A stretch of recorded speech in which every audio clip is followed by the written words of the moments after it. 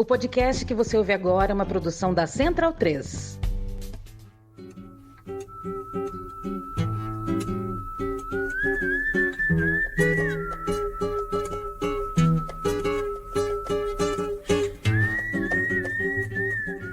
Salve, salve! Muito bem-vindo a mais uma edição do Central Cine Brasil, programa de número 208, nessa retomada do programa neste janeiro de 2024. Falando direto de Minas Gerais, direto da Mostra de Cinema de Tiradentes, começou no último 19, vai até o próximo dia 27, então a gente fecha esse primeiro programa aqui de Tiradentes bem no meio da mostra mesmo, falar um pouco do primeiro final de semana, falar um pouco do que rolou até segunda, terça-feira, quarta, e na semana que vem a gente tem um programa completo já com o final de semana que fecha a mostra, com premiação, com Mostra Aurora, com Mostra Olhos Livres, com os vencedores nas competições de curtas.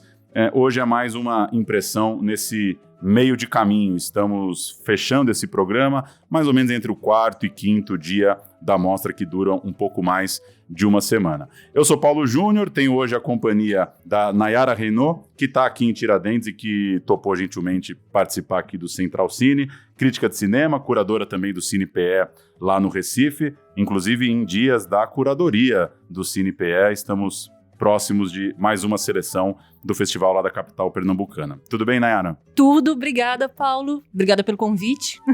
Tô meio destreinada de podcast, mas eu agradeço o convite, poder participar, conversar um pouquinho. E também com a Ana Lu Machado, roteirista, realizadora, tá aqui em Tiradentes acompanhando a mostra para trazer um pouco das impressões, dos filmes, das conversas, dos debates e trocar essa ideia com a gente. Tudo bem, Ana? Opa, tudo bem? Obrigada também. Legal trocar essa ideia. O ambiente de festival é muito bom. E acho que é legal também que outras pessoas alcancem o que a gente está vivendo aqui.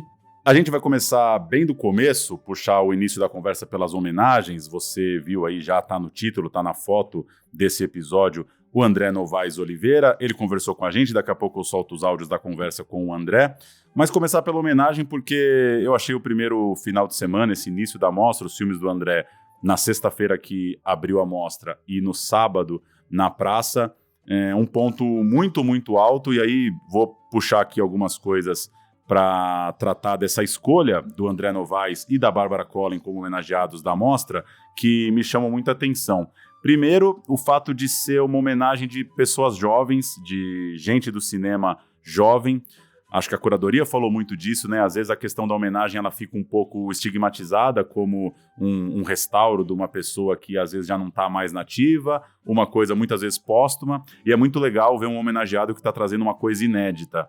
Acho que é um ponto de se elogiar demais. Não é sempre que você tem uma homenagem num evento de cultura que a pessoa está estreando alguma coisa enquanto homenageada. Acho que é um acerto gigante.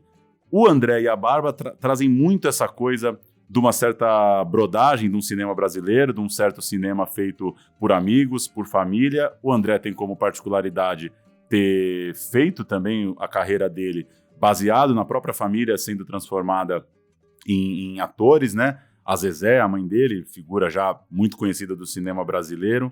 O pai também, o Norberto, participando desses últimos filmes. O Renato Novaes, protagonista de O Dia Que Eu Te Conheci, que a gente vai falar já já. E eu acho que é muito forte também nessa homenagem, o segundo ponto que eu destacaria, essa presença familiar de fato, assim, essa relação que essas pessoas têm, porque às vezes a gente se perde um pouco falando em o que é cinema independente, o que é cinema autoral, e acho que tem um cinema muito específico sendo feito pela Filmes de Plástico, que se baseia, claro, em profissionalismo na indústria, na cadeia, em ganhar os editais, mas também em se fortalecer enquanto grupo. E eu destacaria um detalhezinho que me chama muita atenção, tanto o Maurílio Martins quanto o Gabito, nesse contexto de serem realizadores da Filmes de Plástico, estarem aqui numa homenagem do André, tem uma generosidade que é muito sincera, assim, né? É muito interessante pensar que o Gabito é diretor do Marte 1 e em nenhum momento saiu da boca dele Marte 1 nas mesas com o André, porque é o momento do André. Todo mundo vai falar, né, que tem uma turma, que os amigos são generosos, que as pessoas te apoiam quando você precisa, mas eles passaram uma coisa muito boa de um apoio real e é muito legal ver o entorno do André muito feliz com a homenagem que ele recebeu. E uma terceira coisa que eu vou falar já me alongando um pouco, O André dá uma bagunçada na ideia de referência do cinema, acho que por 2 motivos. Primeiro, porque ele é um realizador aclamado por um cinema autoral, pela crítica, mas ele tem o último lançamento dele exibido na praça, com um filme tão popular quanto Mussum, que passou no dia seguinte, e ele é um caso muito raro. Eu não sei se a gente consegue pegar tantas pessoas que estão conseguindo fazer um cinema desse, que conseguem bancar essa identidade, fazendo um cinema acessível e popular, termos um pouco desgastados, mas acho que quando o homenageado de um festival que é super intelectualizado, que é super cabeçudo, que está pensando numa vanguarda, nos novos caminhos do cinema brasileiro, e quando esse festival, super nessa linha, homenageia um realizador cujo filme é tão popular quanto o Mussum, eu acho que tem um mérito do André muito grande. E a segunda coisa que o André bagunça o coreto aí, a meu ver, ele não se consolida exatamente como um longa-metragista, assim. O André, o cara tá no auge da carreira dele e ele segue fazendo curta. Auge da carreira, modo de expressão, né? Acho que tem muita carreira pela frente. Mas é muito interessante saber que talvez essa coisa de que uma pessoa, né, esse caminho que parece muito direto para algumas pessoas, do curta levar ao longa, o André, ele chega em Tiradentes com 2 curtas, né? Ele tem o interesse ainda de investigar o curta-metragem, a gente vai falar daqui a pouco dos filmes. Eu acho isso muito, muito, muito louco, assim, uma coisa muito, muito própria e talvez muito nossa também, de estar conseguindo rediscutir também essa minutagem dos filmes, né? Acho de fato fascinante, assim, que o André tá lançando em Tiradentes um longa, um curta e um média.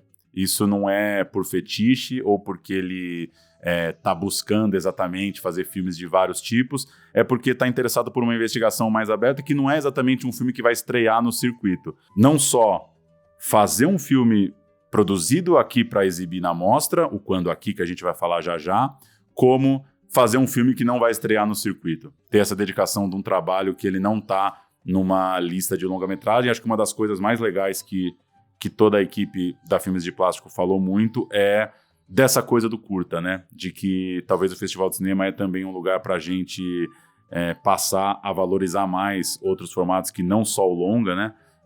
Eles falaram disso, né? Pô, a gente tá fazendo filme há mó tempão e de repente é a nossa estreia. Como assim nossa estreia? Por que a gente chama a estreia de longa como estreia, né? E acho que o André ajuda a bagunçar um pouco isso quando ele estreia 3 filmes, cada um de um tamanho. Cara, é muita coisa legal, né? Eu acho que essa trajetória do André, a gente esbarra em tantos assuntos. Alguns deles você falou em relação a essa coisa do formato, do média, do curto, do longa, mas eu acho que isso atravessa também uma questão política muito, muito importante da gente falar e pensar no lugar de uma galera que talvez esteja começando, uma galera jovem, né, que começa a pensar audiovisual e fazer, e tem uma relação muito forte com o curta-metragem, que parece que o curta ele entra nesse lugar como se ele não existisse pro comercial, mas ele existe muito para uma galera que tá começando a fazer, assim. E aí é muito interessante que os filmes de abertura são o Quando Aqui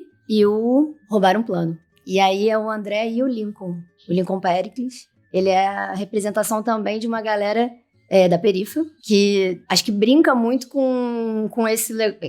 brinca e batalha e luta nesse lugar do que não necessariamente vai ser um longa, ou não necessariamente vai ter um determinado formato, e aí eu acho que aí é aliar história bem contada com a maneira que você está contando também. Uma coisa que eu achei linda é o mote da história. O Roubar um Plano é um cara que tá, tipo, desistindo de trabalhar, né? Então, eu achei muito sutil, assim, singelo esse lugar de pensar. Acho que acessa tantas histórias, sabe?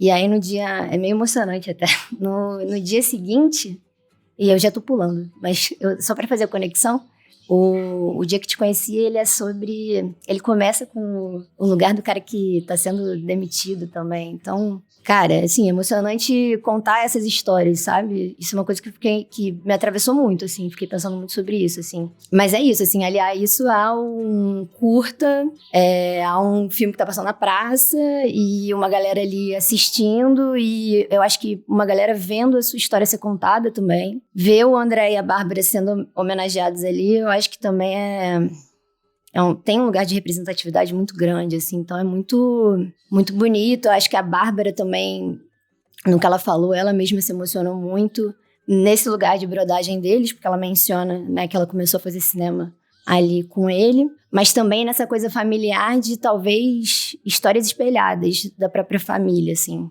E aí eu acho que um festival celebrar isso é uma coisa muito bonita, porque eu acho que aí a gente sai um pouco dessa coisa glamour e entra no contar histórias, assim, que eu acho que é uma coisa que toca e atravessa todo mundo que tá aqui, né?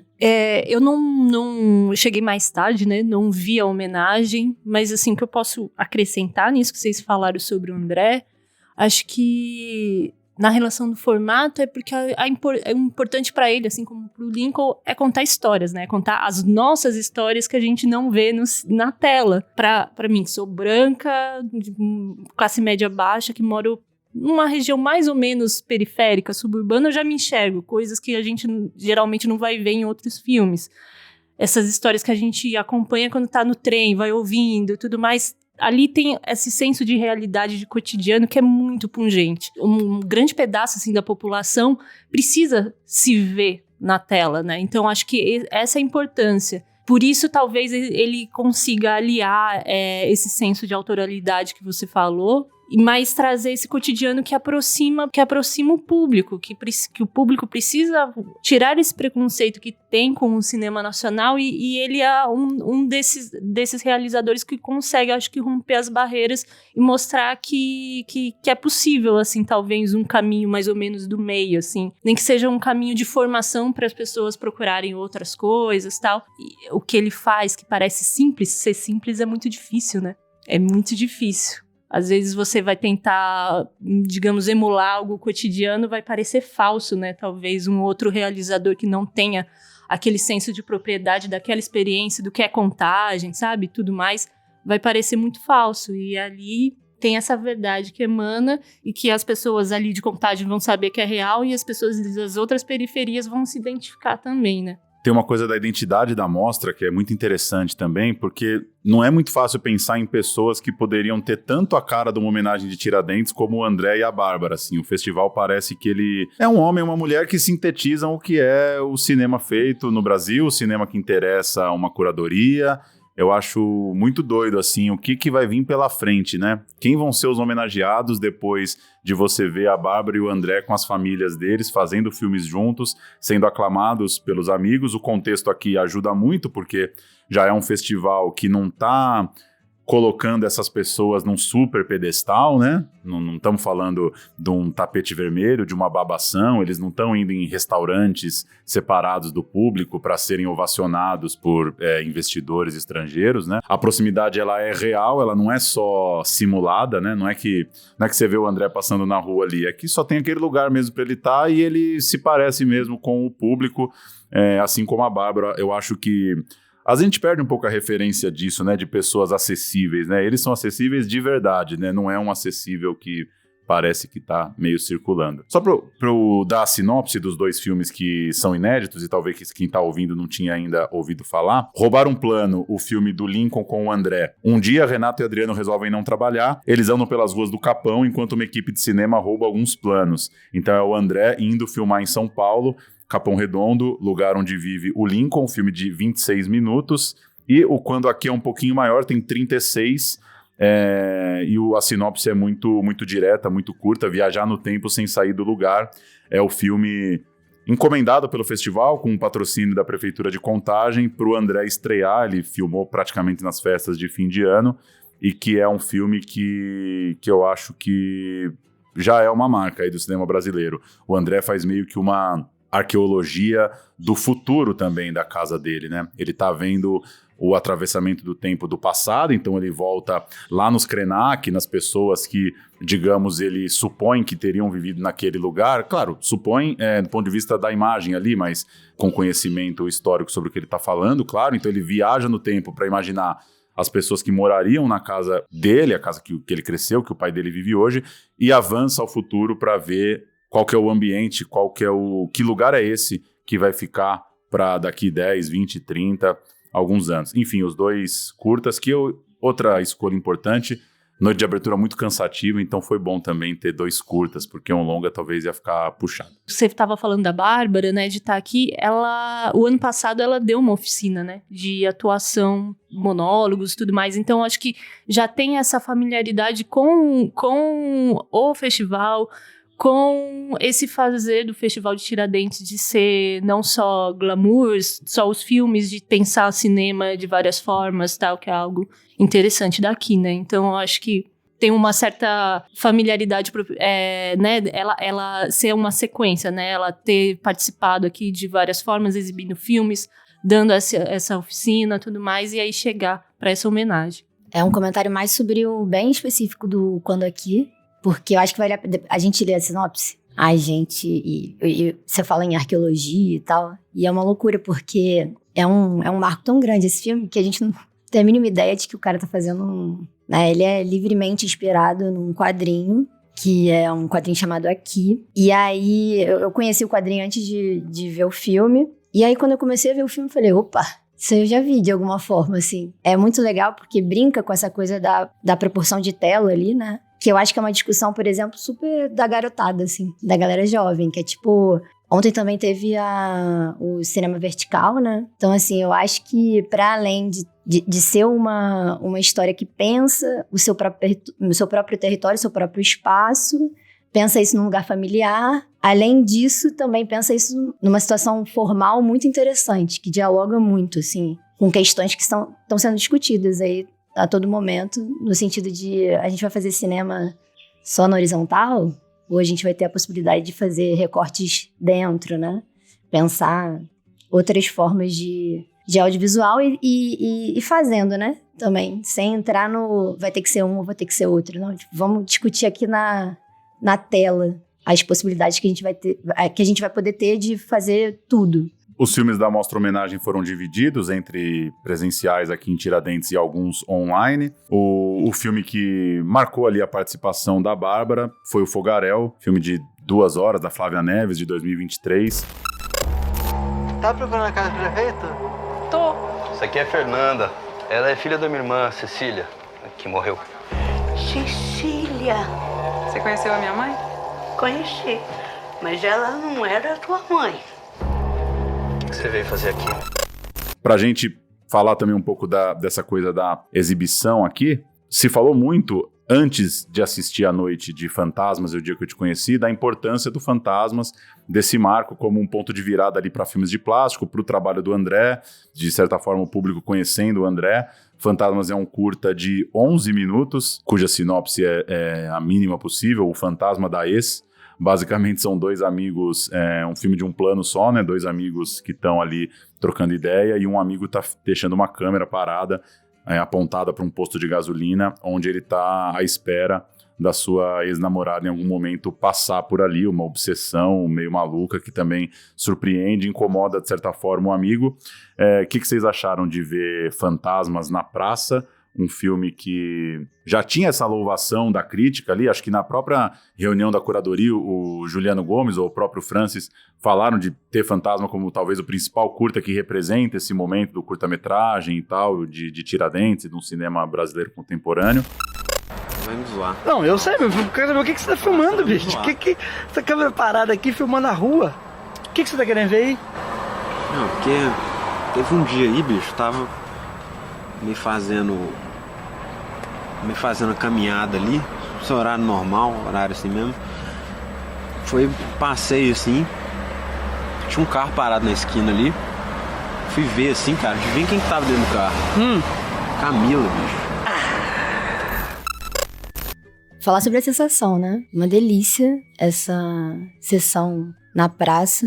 Tem uma coisa muito louca de ver filme e depois conversar, que é que às vezes a gente se pega refazendo uma cena enquanto a gente tá conversando, sabe? Tipo, aí você fala que o personagem ali falou, e o seu amigo também fala, e vocês riem junto. E o Fantasmas foi uma loucura pra mim, porque uma galera rindo na praça, assim, junto. Eu adoro essa risada do cinema, né? Que é uma coisa muito coletiva.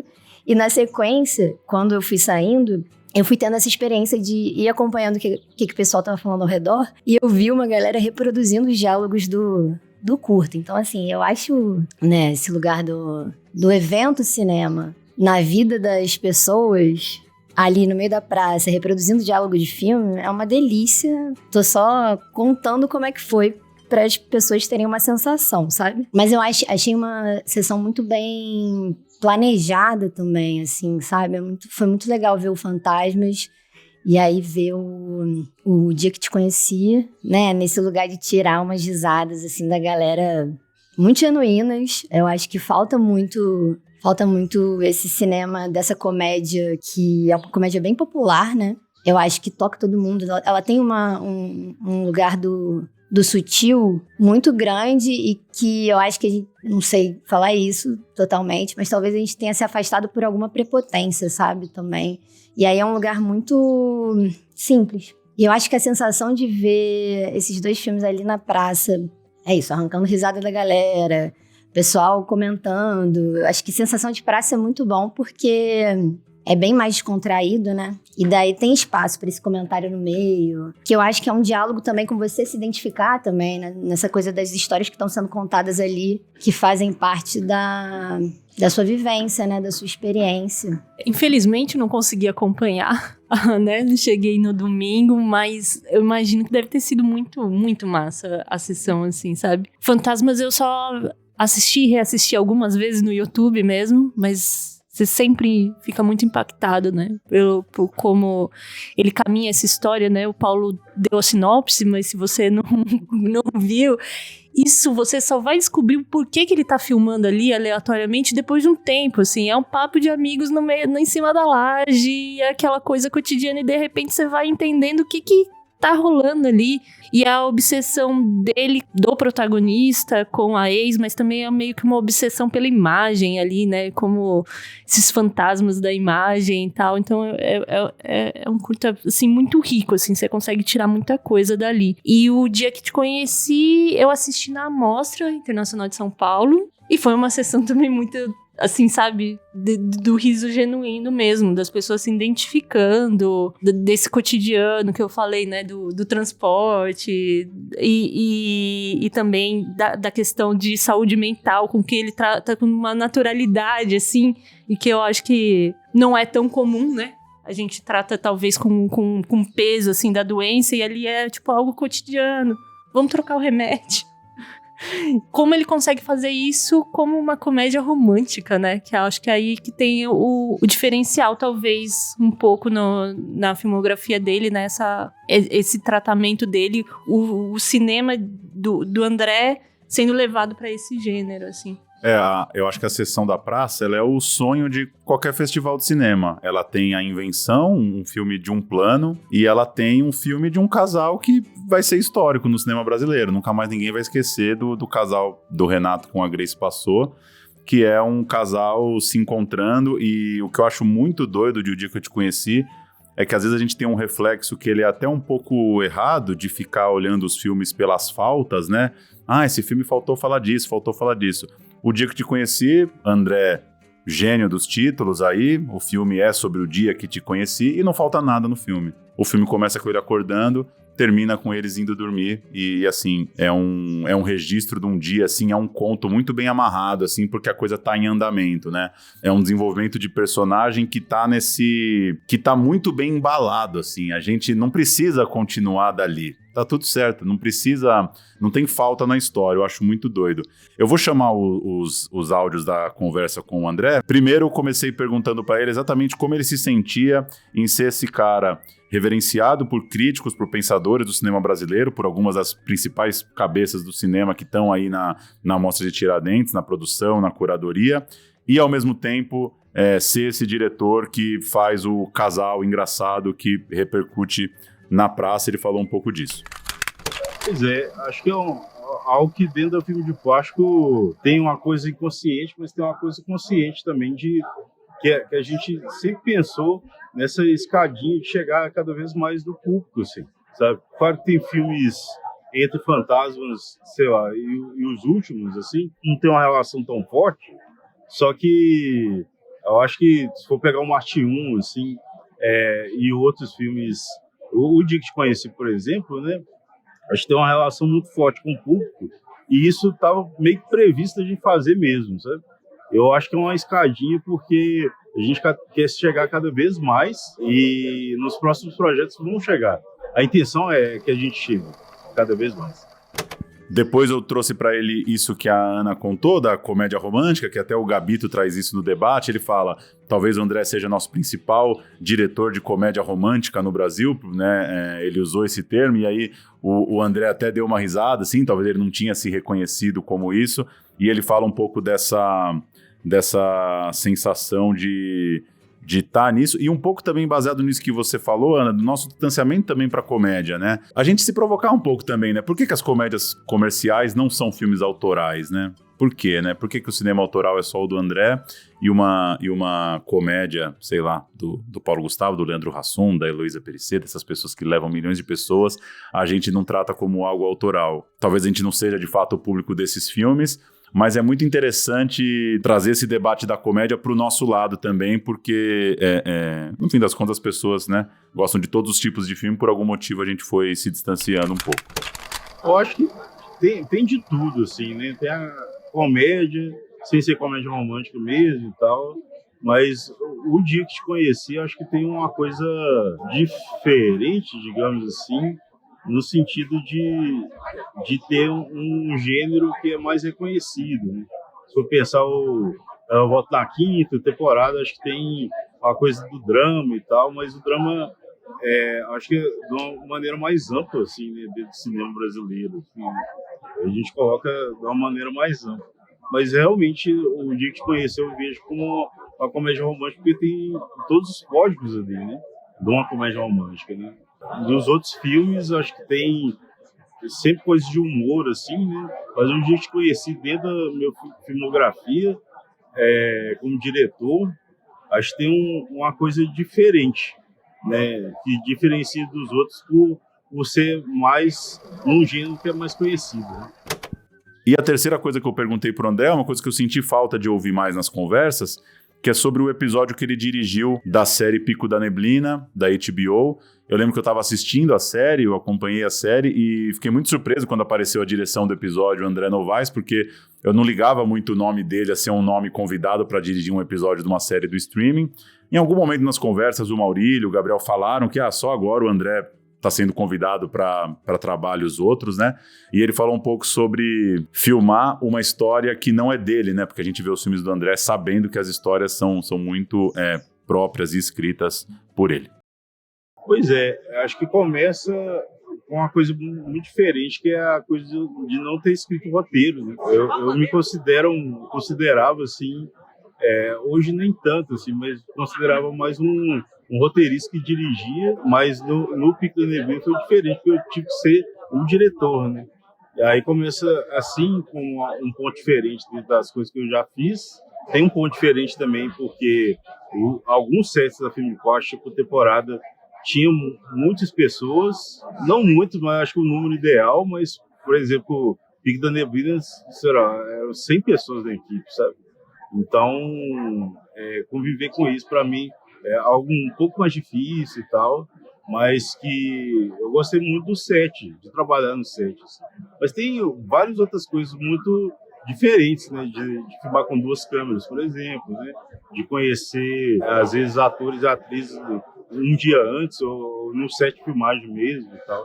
Então é um processo muito diferente em vários aspectos, só que tem algumas coisas em comum, assim, que é isso, né? Tipo, estar no set é tudo uma coisa, de certa forma. Né? Isso aí é registrar, passou o Fantasmas, nessa vontade também de Tiradentes de ficar revendo o passado. A Mostra Aurora está no seu 16º ano, então acho que tem um interesse também geral de pensar um pouco o que está sendo feito, e isso casa com a entrada da Mostra Clássicos de Tiradentes, né, que passou Estrada para Ítaca, outra produção que, né, assim como essas que a gente falou, é muito marcante para toda uma geração, né, do pessoal lá de Fortaleza, ainda como um coletivo alumbramento, o Guto Parente, os Prete. Acho que é importante, acho que é interessante esse exercício do festival também de ficar um pouco contando para um público jovem.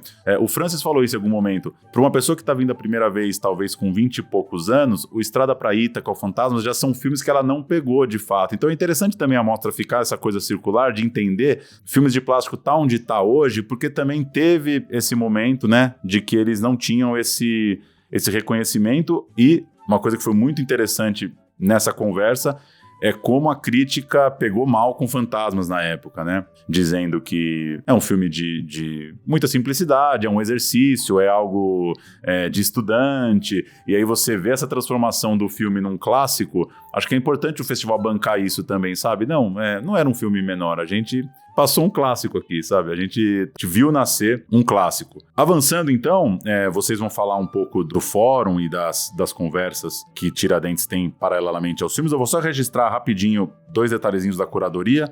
Foram 970 curtas inscritos, quase 1.000 curtas para passar 90 e poucos. Então, mais ou menos, dá uma média de uns 10% de selecionados dentro do universo, quase 1.000 curtas, muito, né, um universo bem grande. E foi apresentado na mesa da curadoria. A Mostra Aurora começou 16 anos atrás com 37 longas inscritos e ela teve esse ano 240 longas inscritos. Então é muito filme sendo feito, é também um desafio de entender quem vai assistir esses filmes. E aí duas falas que eu gostei da apresentação da curadoria. Tatiana Carvalho dizendo que ela vem da curadoria de curtas, hoje ela está na curadoria de longas, e ela sentiu uma falta de ver as pessoas daqueles curtas nos filmes da Aurora. Então uma reflexão também de que, beleza, as pessoas vêm para Tiradentes com seus curtas, eles são aplaudidos, às vezes premiados, e como ela volta, né? Como que isso muda o que de fato na vida das pessoas? Tem muita gente do curta que depois vai acabar indo, sei lá, trabalhar na TV, no streaming, na publicidade, vai fazer outra coisa, então ela chamou a atenção disso, achei corajoso, assim, ela usou essa palavra, tô meio frustrada com os longas, porque eu não tô vendo o que eu via nos curtas, talvez aquela riqueza, aquela pluralidade dos curtas, eles não estão, digamos, virando longas lá na frente. E uma segunda coisa bem rápido, também comentada na mesa da curadoria pela Mariana Quinn, que o desafio da curadoria de não interditar nenhum debate, porque surgem os filmes que já partem ali com talvez alguma unanimidade, você vê um filme já sabendo às vezes que seus pares também vão gostar e que aquele filme vai acabar avançando ali numa conversa da seleção, só que esse desafio de num universo de 1.000 curtas, entender que alguns talvez não tenham a forma que você considera ideal, não tem o tom do debate que você considera ideal, só que você não pode também interditar esse debate. Então ela deu o exemplo não lembro agora se ela usou um exemplo de alguma situação de machismo ou de racismo, mas, por exemplo, quando você vê um filme que te incomoda pela forma com que ele aborda um tema sério e você pensar, putz, por que selecionaram esse filme? Talvez selecionaram exatamente para a gente também refletir sobre uma abordagem que não é a que a gente, no plano das ideias, está tratando como a forma ideal de tratar os assuntos. Eu acho legal a exposição da curadoria de dizer que 6 curadores, 1.000 curtas, nem tudo é consenso, e o exercício de bancar filmes que você banca para não interditá-los. Porque, pô, beleza, se ele não passar aqui, também ele não vai passar talvez em outros lugares, mesmo que ele não seja o filme que eu considero ideal, eu tô engavetando. Acho que só um adendo nessa questão da curadoria. Primeiro que eu invejo muito que eles tenham uma equipe muito grande de curadores, isso é muito bom, justamente por essa pluralidade. E no que a Tatiana falou, acho que, por mais que eu entenda que nem todo curta-metragista precise ir pro longa, eu acho que não, isso não, o curta não deve ser o caminho, sabe? É um estágio para o longa, assim. O André é justamente mostrando isso. Mas, num ponto prático, a gente sabe, né, que é muito complicado, assim, né, ultrapassar essas barreiras para você financiar um longa. A gente, na curadoria do CinePE, percebeu nos últimos anos, assim, um aumento de filmes de uma diversidade, assim, regional tamanha. Na última edição, teve, justamente por causa da Lei Aldir Blanc, principalmente, agora a gente acredita que com a Lei Paulo Gustavo, mesmo que tenha suas deficiências, também isso vai aumentar, um número muito grande de filmes do interior. A última amostra de curtas pernambucanos, assim, os filmes do interior do interior, aí eu tô agrupando Zona da Mata, Agreste, Sertão, né, que são as regiões ali de Pernambuco, mas aí você pode provavelmente estender isso para outros estados que estão conseguindo, né, que estão conseguindo ter o seu boom, estão conseguindo espraiar essa produção para além das capitais, sabe? E trazer novas histórias, novas visões, assim. Pensar, talvez, assim, essa inventividade que às vezes vem de uma simplicidade também, ou vem de alguma coisa estética mais apurada que a gente, que a gente observa nos curtas, talvez pensar o quanto essas pessoas vão conseguir realmente chegar e conseguir bancar isso nos longas. E aí isso vai seja de um sistema que talvez, né, em termos políticos, das leis de fomento e tudo mais, que precisa abarcar isso, mas também de coragem de produtoras, distribuidoras, tudo mais, para expandir, assim, essa visão. Muito legal isso que você falou, porque eu acho que o curta, ele também é um lugar de muita vanguarda, né? E aí eu acho que parece que a gente às vezes tem essas conversas e elas são muito formais, mas elas são sobre história, né? De vanguarda, para contar as histórias, eu acho, da maneira que o longa não recebe, assim.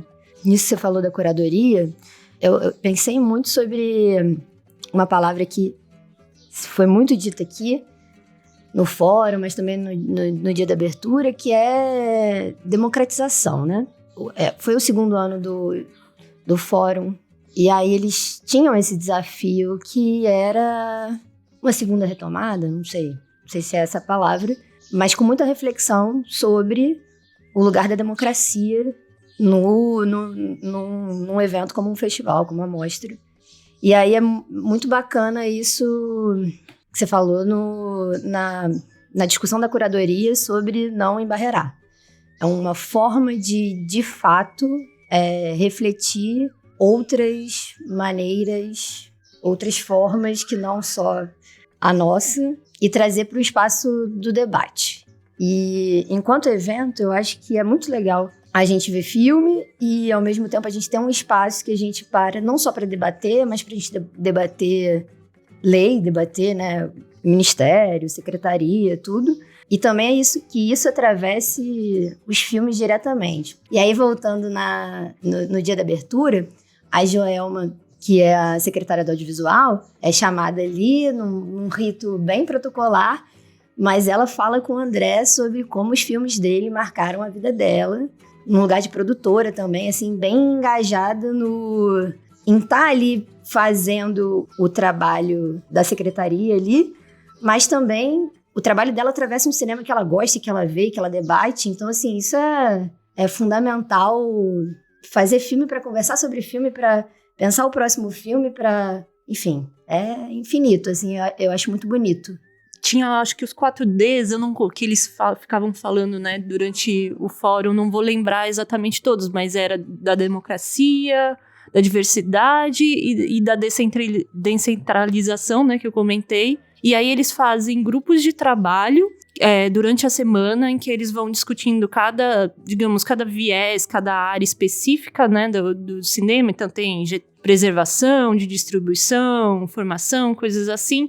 E aí nisso depois desses encontros, aconteceram debates. Eu pude acompanhar da regulação do VOD, que é provavelmente a discussão mais urgente agora do setor, né, que está aí tramitando, né, tem 2 PLs tramitando nas casas legislativas federais e que estão gerando muita discussão, e de um certo modo a gente está atrasado, porque a Europa já está discutindo isso, já implementou isso, né, França, Alemanha, etc. Na segunda, e na terça teve a discussão também sobre justamente as formas de incentivo, fomento e tal, mas principalmente pegando a Lei Aldir Blanc e a Lei Paulo Gustavo, e depois teve a leitura da carta do Fórum de Tiradentes, que agrupou justamente o resultado desses grupos de trabalho, né? Depois vocês podem conferir no site, que tem a carta completa, e aí vai elencando várias necessidades agora do setor audiovisual. Um trecho da carta ontem lida, porque Parece uma coisa super protocolar, mas tem tanta coisa bonita sendo dita, assim. E eu acho que é a celebração de um novo lugar, né? Da cultura. Em determinado momento falaram sobre novas formas de fabular. É isso, numa carta super oficial. E pra mim, com esse lugar do poético que é incrível, né? Novas formas de fabular. Pensar a democratização nesse lugar.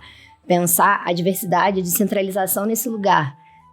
Eu acho que tem tudo a ver com o que a gente estava falando aqui, até com essa coisa dos filmes do interior que chegam, que tem as suas formas de contar, o curta como esse espaço que você consegue ali falar da sua maneira. Então, enfim, só esse trechinho da carta que me marcou demais, novas formas de fabular. Massa. Pra gente só comentar mais um filme pra fechar o programa, reforço que os filmes da Mostra Aurora vamos tratar na semana que vem, já com uma consolidação da mostra, ela ainda está no meio de caminho. Mas queria falar de Terror Mandelão, filme do Felipe Larrosa e do GG Albuquerque, que aborda o som, a tecnologia, o mercado de trabalho, a identidade dos bailes funk nas quebradas de São Paulo, acompanhando principalmente o DJ K, um dos principais lá no baile do Elipa, em Heliópolis, né, a maior favela da cidade, e um parceiro dele, um amigo dele, o MC0K, tentando a vida, e o filme acompanha, né, tentando o sucesso, uma produção muito alta mesmo, né, eles lançam uma música por dia, a depender do momento ali, e o filme tem uma virada importante nessa saga do DJ K de conseguir voos maiores, né, em termos profissionais, de fato. Eu comecei a ouvir funk, eu falei, mano, eu não quero só ouvir, eu quero produzir também. Peguei um computador da minha mãe, comecei a produzir lá. Falei, ó, minha música aí. Minha mãe, quando ela viu a primeira vez, falou, meu filho, se você esse tipo de música, o que eu vou fazer agora? Safadinha, você quer beijar minha boca? Comecei falando sobre o som. É meio óbvio que um filme sobre funk exploraria, claro, o beat. O filme é basicamente sobre a identidade dessa batida que tá ali muito própria nesse lugar em São Paulo, e perguntar para eles, né, como que foi ver o filme na tenda, com essa qualidade de som, e um som que incomodou, que estava muito alto, que ele é feito para ser ruidoso, tal qual um paredão de um baile. Começa falando o Felipe, a segunda voz é do GG. Assim, o filme inteiro ele tem um pensamento estético conversando com o funk dos meninos, né? Então, ver ali a parada na telona, com a gente conseguindo ter várias nuances de detalhes mesmo, às vezes de cenas abertas, assim, a gente fala pra caramba de uma cena que a gente brinca que a direção de arte mandou bem pra caralho, que é o tutorial do passinho dos meninos. Tem um Uno branquinho, escadinha atrás, tem a moto do motoboy, tá tudo, tipo, colocado de um jeito muito perfeito, assim, que se a gente quisesse ter colocado ali, não ia ter dado.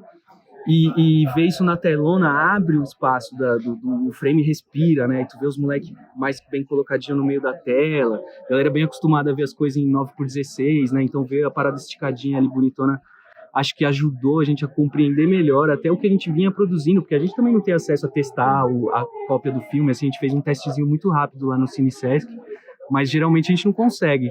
E aí, a parada do som, pra mim, acho que é forte, assim, filme de música, né, apesar a gente falou várias vezes isso, né, é um filme de música que a gente, infelizmente, na equipe técnica não tinha ninguém especializado diretamente em som, então, eu e Daniel, que é o diretor de foto, a gente, como sempre, trampou com documentário, a gente gosta muito de música também, enfim, gosta de som, sempre como hobby ou como experiência pessoal, fez música ou brincou de fazer música. Então a gente sempre se interessou por áudio também, então é a gente que assume também a captação de áudio do filme, as construções sonoras que tem ali nas cenas específicas valendo. Depois, um puta trampo do Vitor, que é o montador aqui, criando camadas que vão... Fazendo um DJ set do filme. O K mesmo, quando assistiu o filme, falou que ia pegar as montagens do Vitão pra usar em baile. Falou, essa montagem ficou foda, hein? Não falou? O dia que ele foi lá, ele falou, porra, essa montagem ficou foda, e nem eu pensei nesse bagulho, cara. E, tipo, entrou numas dessas.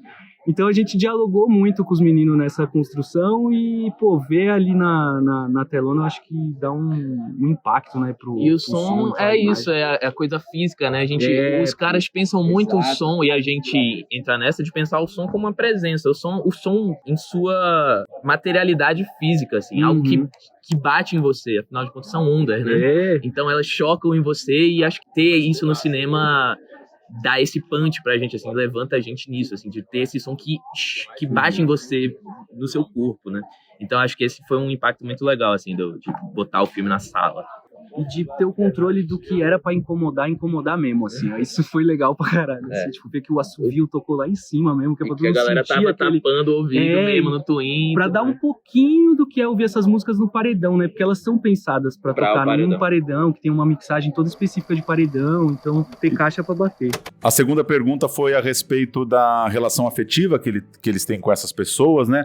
No filme, o GG viaja pra Europa com o DJ K e isso, obviamente, me gerou uma curiosidade ali da responsabilidade, de fato, disso, né? De ser também um pouco produtor e de também interferir no sonho e na vida dessas pessoas. Não é simplesmente um objeto de um documentário. E eles falaram um pouco da relação ali com esse personagem que, claro, extrapola o filme e como que foi se dando, qual foi o desafio de tocar isso. Também pra mim foi muito diferente fazer esse canal. Você vê que no filme eu falo, eu te ajudo na questão de tradução e tal, porque eu pensei que ia ser só isso, né? Eu, tolo. Primeiro que eu fui na turnê meio que por acaso. Eu fui, fazer um evento na Inglaterra, me chamaram para um evento acadêmico e tal. Eu tava lá e quando terminava esse evento, no dia seguinte começava a turnê do DJ K, que nunca tinha entrado num avião na vida e não falava inglês. Já deu problema aí, DJ K ficou preso na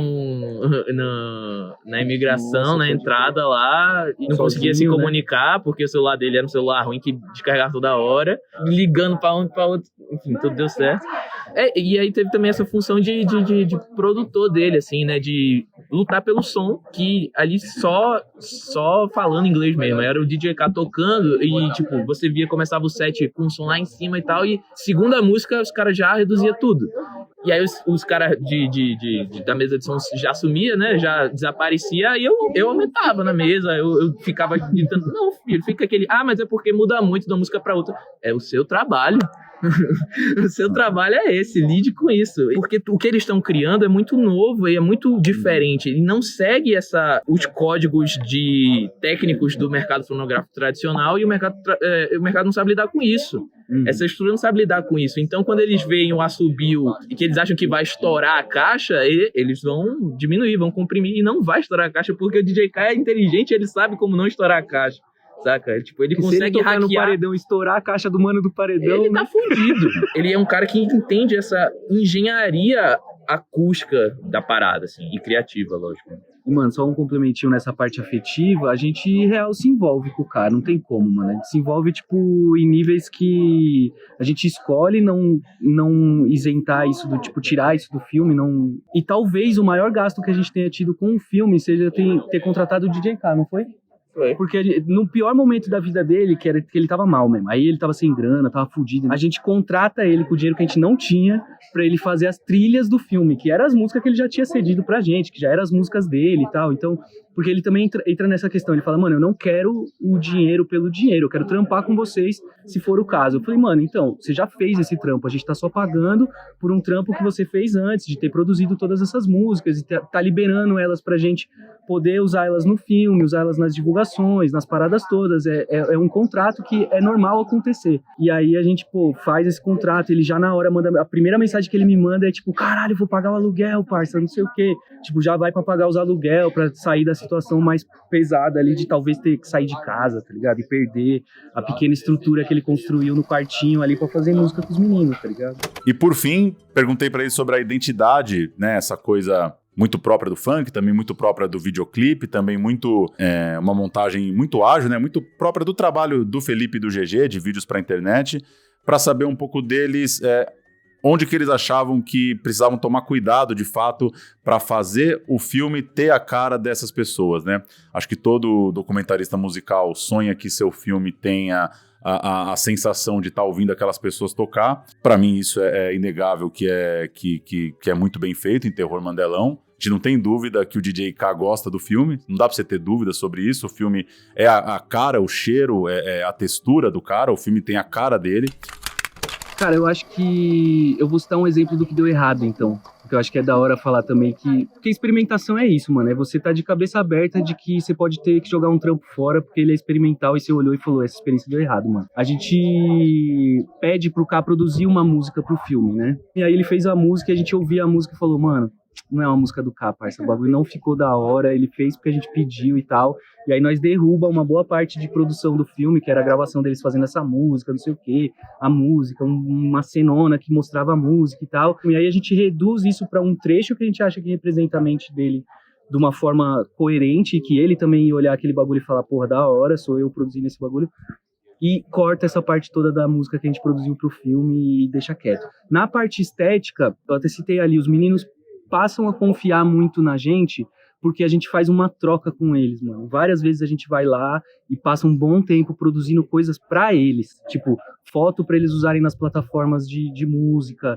videozinho pra eles botar no Instagram, paginazinha do WhatsApp, tá lá as fotos que nós produzimos também, videozinho, coisa. Então, eles passam a confiar na estética que a gente tá desenvolvendo, porque eles olham os bagulhos e falam, caralho, foto foda, não sei o que, tem que animal. Várias vezes a gente chama os meninos pra olhar as câmeras, ver os bagulhos que nós tá fazendo. E eles entendem disso tudo, porque entendem né, muito. Os aplicativos e tudo mais. Cara... É isso, a gente vai também estando não só na parte musical, mas na parte audiovisual também aberto a dialogar com o que os meninos estão construindo e produzindo, as linguagens de celular, e os meninos muitas vezes participaram do processo assistindo o filme com a gente mesmo, tipo, o Cá foi lá em casa, assistiu o curta, quando ainda era um curta, a gente mudou o filme, Cá, cola de novo aqui, vamos assistir de novo esse corte aqui que já tá pronto, ele assistiu o bagulho, e aí, mano, o que você não gostou, o que você acha que tá zoado, o que você acha que não tá legal, e ele falar com a gente coisas, a gente pensar em coisas. Então acho que é isso que vai garantindo que os moleques assistam esse bagulho e não se sinta tipo um ZT na tela, tá ligado? Tipo, quem é esse cara, tá ligado? Acho que a música também, assim, tipo, a gente coloca a música deles, de putaria, né? Mesmo, a música dele mesmo, e é isso. A gente não tá pensando em fazer um negócio, a gente não quer defender o funk de nada. A gente quer botar o funk, as músicas que existem, que circulam, porque a gente gosta disso também, a gente gosta dessas músicas e a gente admira esse universo criativo, artístico. E aí, gente, Terror Mandelão, pra gente fechar o papo, vou jogar pra vocês com duas coisas que mais me chamam a atenção pra saber o que vocês acharam do filme. Primeiro, até perguntei isso pro GG lá no debate, pra mim é muito interessante quando a gente se depara com um filme de um personagem que não está registrado no ambiente formal, né, dos registros históricos, né? O DJ K não está no CEDOC da TV Globo, não tem ninguém escrevendo a biografia dele para você achar na estante virtual, então é um trabalho que você está também atuando meio como fonte primária, né? É o tipo de filme que você fala, valeu a pena ir no festival, porque eu tô vendo uma história nascer aqui, né? Depois do filme tem uma festa, a festa é tocada pelas músicas do DJ K, com participação ali do GG, dos meninos da curadoria, da produção, com até projeção de partes do filme, mas foi muito interessante ouvir no debate no dia seguinte uma pessoa na plateia, agora eu não consigo lembrar exatamente se era público, se era alguém da curadoria de fato, falando sobre ter num ambiente da Mostra de Tiradentes e depois isso escorregar para uma festa à noite adentro, enfim, uma certa intelectualidade do cinema dançando funk. Eu acho isso muito maluco. Acho que esse filme pode ser um marco também nesse sentido de um filme que extrapolou a sessão, de fato. É engraçado porque eu sou funkeira, né? Eu adoro funk. Então, tipo, me pega num lugar íntimo também. E eu, pra trazer uma sensação, que a gente falou sobre essa sensação de estar ali assistindo, né? Sensação de estar na praça e esse foi na tenda. Mas assim, de público, né? De todo mundo dar risada ao mesmo tempo. Ali do lado da onde eu tava assistindo o filme, tinha uma mina mexendo o ombrinho. Ela, assim, ela tava dançando o filme inteiro. E do lado dela tinha uma senhora olhando, acompanhando isso acontecer. Então eu acho que é um lugar, isso, assim, que tá na tela, é incrível, o filme é incrível, e sai da tela e cativa as pessoas, e é isso, e as pessoas saem dali e cada um com a sua vivência vão viver essa experiência do filme depois também. Talvez seja uma coisa que tanto os diretores quanto as pessoas que estão ali no filme, né, os personagens, com as suas vivências, talvez eles curtam também falar sobre isso, né? Porque vai além de você estar fazendo um registro ali, né? Tipo, uma galera acompanhando sua música, que não acompanhava a sua música, e a gente sabe qual é a batalha, fazer a sua música chegar. E aí tem um lugar mais formal, assim, da discussão, mas que a gente também já estava falando um pouco sobre comédia e tal, né? Eu fico pensando muito sobre os gêneros dentro do doc, né? Porque o documentário ainda bastante tratado enquanto gênero, quando na verdade ele abarca gêneros também, né? Então acho que, por exemplo, o Terror Mandelão, ele também tem um trabalho de comédia muito refinado mesmo, assim, sabe? Tem umas... A gente sabe que é, né? Que é esse lugar do doc, que a coisa tá acontecendo ali, você tá registrando, mas eu acho que tem esse trabalho fino do como é que você vai montar, e aí... Cara, tem algumas coisas que são ditas ali que são pérolas da comédia, assim. E, ao mesmo tempo, um lugar muito duro do quão contundente é a realidade desses caras que estão ali. Então, assim, eu acho que oscila em gêneros e é muito interessante, sabe? E aí, também, num lugar formal, acho que é um filme que é bem de vanguarda também na maneira como coloca crédito, na maneira como experimenta tanto a câmera que está sendo ali feita na mão e tal, e ao mesmo tempo com aquelas sequências, né, que parecem sei lá, um balé, muito lindo aquilo ali. E com essa assinatura de, tipo, a gente pode fazer tudo isso. Calhou que foi um final de semana justamente para trazer esses filmes periféricos feito por pessoas da periferia, sobre periferia, e eu acho que justamente trazer essa realidade que passa a realidade, assim, as dificuldades, mas, sabe, a gente trata com leveza, a gente vive e tudo mais, então é meio nisso.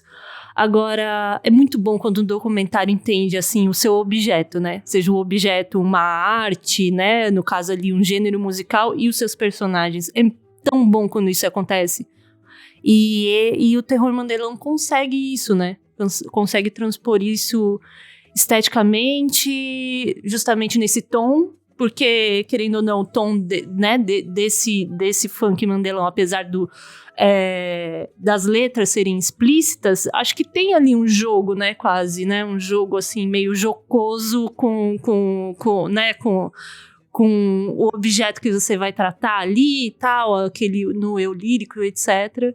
E entre coisas estéticas, como ele consegue fazer isso? Ele tá apresentando para pessoas que não conhecem funk direito um subgênero específico, e ele tratar isso, às vezes, quando ele precisa ser, assim, totalmente descritivo, colocar uma coisa meio VJ da MTV ali, né? Mostrando e tal. Então, enfim, são coisas muito legais, assim, nele. Eu acho que é um filme que serve muito bem para o seu propósito e acho que de várias formas, seja para apresentar ou seja para as pessoas se reconhecerem ali. Tem uma coisa muito legal dessa coisa da letra do funk, né? E que é abordada no filme, né? Um personagem do documentário menciona que, a minha letra, com essa baixaria que eu tô cantando aqui, é só a minha letra. Me pergunta, você é um pai de família, não sei o quê, você canta essa letra? Porque a minha letra é a minha letra, entendeu? Eu vou cantar ela e ela vai atingir determinadas pessoas que gostam disso que eu tô falando. É uma discussão tão presente pra mim dentro dos debates de filme hoje também, e não acho que não abarca nem somente o cinema, assim, que o que ele tá refletindo ali é uma questão de autor e obra, né? É um argumento também, né? Você vê esse filme, sabe, um moleque periférico vê esse filme e vai falar assim, esse cara tá falando uma parada que eu vou usar isso aqui pra poder dizer o que eu sinto. E é um lugar de debate, de refinamento autoral, de tudo, assim, muito... que atravessa muito essa questão da democratização, essa questão de chamar todo mundo para debates que parecem super... que parecem, e às vezes são super excludentes, né? E o DJ K é um nerd, né? É muito bom também ver que no fim... o cara não é um gangster, né, pra ser funkeiro. Ele é um gamer, um micreiro, né? Um menino que fica o dia inteiro num software de computador, uma capacidade impressionante de editar som, de criar som, e uma sensibilidade musical muito avançada, né? Eu lembrei de uma coisa que na conversa depois do dia que eu te conheci, surgiu esse papo sobre a atuação do Renato e a atuação de forma geral nos filmes do André, como algo que seja naturalista e talvez para um público geral isso seja mais fácil. Talvez pareça que é fácil fazer o personagem do Renato, porque é só ele ser meio ele mesmo ali, talvez... e não, né? Talvez... E aí a defesa, né? O Maurílio falou muito bem sobre isso. É o que tem de mais sofisticado. Se a gente tá achando que o Renato é meio daquele jeito mesmo, quer dizer que ele é um puta ator, né? Então provocar também as nossas convenções sobre o que é sofisticado, né? O DJ K é muito sofisticado, né? O cara é um compositor da música brasileira aí. para além de ser um trabalhador da música. E isso que você comentou, Nayara, de não ser um filme sobre superação também, né? Não é a saga de um menino que podia ter se perdido e virou artista. Não, é um cara que passa o dia inteiro fritando em música. E aí, se você quiser tomar as suas impressões do ponto de vista social, econômico, é outra história, né? Mas não é esse foco. E só para fechar, da minha parte que lembrei que o GG escreveu no site dele um texto sobre a ausência do funk no filme do Claudinho Buchecha, No Nosso Sonho, que é uma provocação muito interessante, né? Ele contando da frustração dele ir assistir Nosso Sonho e ver que a música virou um acessório, que o funk não tá no primeiro plano, né? Eles foram compositores de funks importantíssimos e intérpretes, e, enfim, foram a cara de funks muito importantes. E às vezes, enfim, o filme acaba sendo muito mais sobre a amizade entre eles. É uma escolha do filme, né? Nem sei se eu concordo exatamente com o argumento dele, de que faltou ter mais funk, mas acho interessante pensar que a música é o que move, né? No Terror Mandelão, a música é o que move, né? A escolha é muito direta nessa. Encerrando por aqui, antes de eu passar as notícias, eu me despeço de vocês, então, agradecendo o tempo, a disposição. Um comentário final, fica à vontade, valeu. Nada, só agradecer. Falar de filme é muito bom. Agradecer também o convite. Eu acho que foi legal e eu acho que essa é a beleza do festival. E eu acho que para quem escuta isso, às vezes tem um festival pequeno assim perto na sua cidade, sabe? Tem coisas muito boas para você encontrar. Às vezes você fica muito preso nos grandes festivais que você vê assim, o pessoal da cinefilia falando, mostra, Festival do Rio. Às vezes tem ali um festival pequeno na sua cidade ou numa cidade próxima. Tem várias coisas, assim, para você descobrir o cinema nacional por aí. Passar por algumas notícias recentes do cinema brasileiro. O presidente Lula sancionou em 15 de janeiro a cota de tela, lei fundamental para a indústria audiovisual aqui no Brasil, que a gente vem acompanhando ao longo desses últimos anos. Para quem talvez não está tão familiarizado, basicamente é uma regulamentação onde as empresas de cinema são, né, agora novamente colocadas numa regulamentação de obrigação de janela para exibição dos filmes nacionais. Principalmente, vale ressaltar também, com um mínimo de sessões e com horários que garantam esses filmes não tão escondidos no início da tarde, por exemplo, além de uma diversidade de títulos. A lei retoma também a cota de tela para os canais de TV a cabo, aquela legislação que revolucionou a produção brasileira há pouco mais de uma década atrás.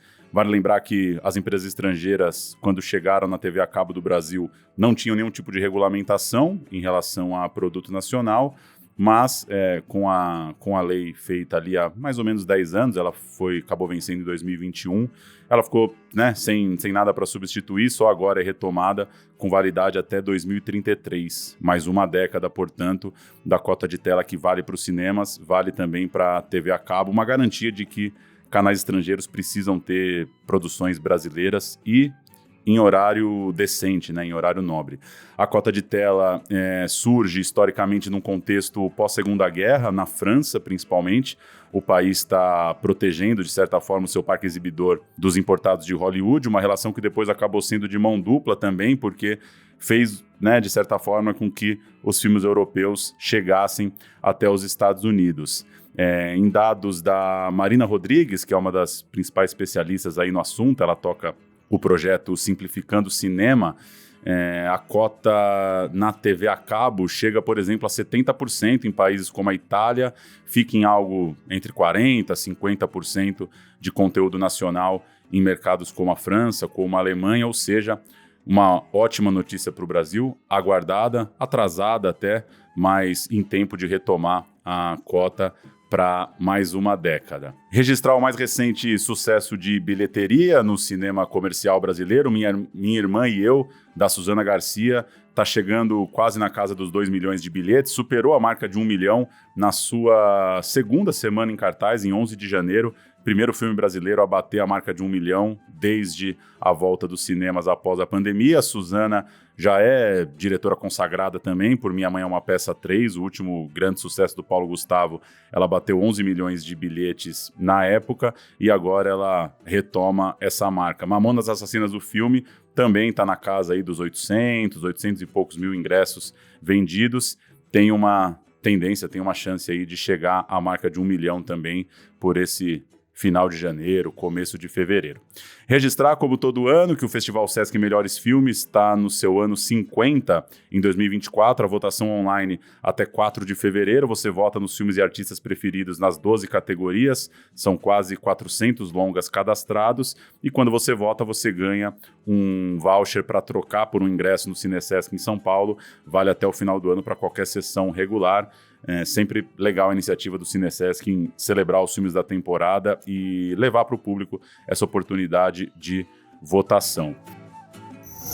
O Mais Vozes quer ampliar a diversidade dos podcasts no Brasil e ele é feito para você, que tem uma ideia de podcast ou até já tem um. Queremos projetos de pessoas do norte e nordeste do Brasil. Pessoas não brancas, mulheres, indígenas, pessoas trans e pessoas com deficiência. Acesse maisvozespodcast.com.br e se inscreva até 2 de fevereiro. Vamos ouvir Mais Vozes, uma iniciativa Central 3 e Apoia-se. Registrar as estreias da semana. Em 25 de janeiro entra no circuito Príncipe Lu e a Lenda do Dragão, direção do Leandro Neri e estrelado pelo Lucas Neto, filme de muita expectativa de alcance de público infanto-juvenil para esse final de férias escolares. Tem participação de Zezé Mota, Cássio Scarpim, um elenco bem estrelado. Chega também outro candidatíssimo à grande bilheteria, Nosso Lar 2, Os Mensageiros, muita publicidade, inclusive, na TV aberta, na virada de ano, novamente dirigido pelo Wagner de Assis. O primeiro filme, o primeiro Nosso Lar, lá de 2010, bateu 4 milhões de ingressos. Nosso Lar, uma história baseada em texto, né, deixado pelo médium Chico Xavier. E estreia também Bizarros Peixes de Fossas Abissais, longa animação dirigido pelo Marão, exibido aqui em Tiradentes. Tem como personagens uma mulher com superpoderes, uma tartaruga com uma espécie de toque ali, um transtorno muito maluco, e uma nuvem que, pela sinopse, é muito legal, né? Pra gente que viu o filme agora, uma nuvem com incontinência pluviométrica. Eles estão numa insólita jornada até as profundezas do oceano. A gente não falou muito do Bizarros Peixes de Fossas Abissais, porque no programa da semana que vem a gente vai entrevistar o Marão, e aí pode falar com mais profundidade sobre o filme que passou aqui em Tiradentes, numa sessão bem especial, numa tarde no final de semana, e agora chega ao circuito. E para fechar, registrar aqui, o Festival de Berlim anunciou mais um filme brasileiro, Cidade Campo, o novo longa da Juliana Rojas, um elenco com Fernanda Viana, Mirella Façanha, Bruna Linsmeyer, o novo trabalho da Juliana, super conhecida, diretora de O Duplo, Sinfonia da Necrópole, todas as parcerias com o Marco Dutra, como Trabalhar Cansa, o mais recente As Boas Maneiras. O filme da Juliana está selecionado para a mostra de encontros. Tem duas histórias, uma trabalhadora rural que migra para São Paulo depois do rompimento de uma barragem de mineração, e outra história em que duas mulheres fazem o caminho contrário, se mudam para uma fazenda na zona rural, herdada pelo pai de uma delas. A gente já tinha citado na semana passada, Berlim já anunciou também Betânia, do Marcelo Botta, Quebrante, da Janaína Wagner, Chikun, que é um filme de direção de Israel, mas é produzido pela brasileira Ventre Studio, e o Curta Lapso passou também aqui em Tiradentes, já tinha rodado alguns festivais no Brasil, vai estar lá em Berlim o filme da Carolina Cavalcante. E para fechar, falar de Sundance, Malu, dirigido e escrito pelo Pedro Freire, é o único representante latino da mostra competitiva de Sundance, lá nos Estados Unidos. O filme conta a história da Malu, que é uma atriz desempregada, vivendo com a mãe numa favela no Rio de Janeiro, uma produção da Bubbles Project com a TV Zero, no Rio, e o Brasil não entrava na competição principal de Sundance desde 2018, quando disputou com o Benzinho, do Gustavo Pizzi. Legal o Brasil ter um representante lá em Sundance. Então é isso, Central Cine Brasil volta na semana que vem, ainda falaremos de Mostra de Cinema de Tiradentes, aí sim já com o encerramento do evento, premiação, passar com mais detalhe sobre a Mostra Aurora e poder dar um resumo mais completo já quando passar o final de semana que fecha o festival aqui em Tiradentes. Toda quinta-feira tem um Central Cine Brasil no seu tocador de podcasts. Até a semana que vem, tchau!